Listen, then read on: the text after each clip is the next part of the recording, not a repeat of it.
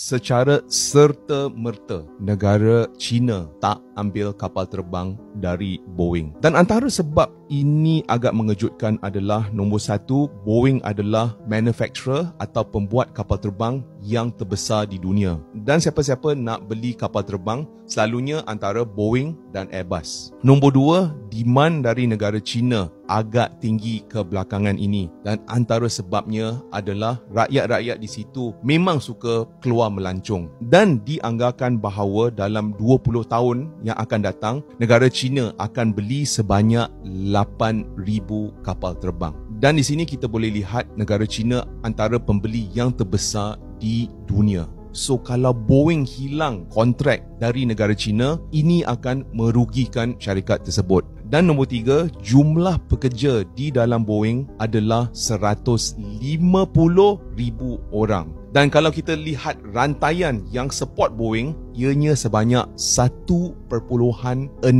juta orang. Dan kalau negara China stop serta-merta untuk beli kapal terbang dari syarikat Boeing, ini akan menjejaskan keuntungan untuk Boeing. Kemungkinan besar golongan pekerja akan kehilangan kerja. So di sini kita boleh lihat bahawa perang tarif mungkin akan menyebabkan ekonomi dunia meleset. Tetapi apa pendapat kamu? Sejujurnya selepas Hari Raya, dengan kenaikan harga semua barang-barang, meminjam seolah-olah satu-satunya jalan penyelesaian untuk menampung kos sara hidup kita. Dan saya benar-benar faham perasaan itu. Namun saya yakin dengan ilmu menguruskan kewangan, dengan perancangan yang teliti dan disiplin, saya benar-benar yakin bahawa kita boleh mengelakkan diri kita daripada terjerumus dari masalah kewangan. Dan jika kamu ingin belajar sebersedikit bagaimana untuk menguruskan wang, ini adalah buku yang saya tulis, di mana ianya adalah sangat nipis dan ianya sangat mudah untuk baca,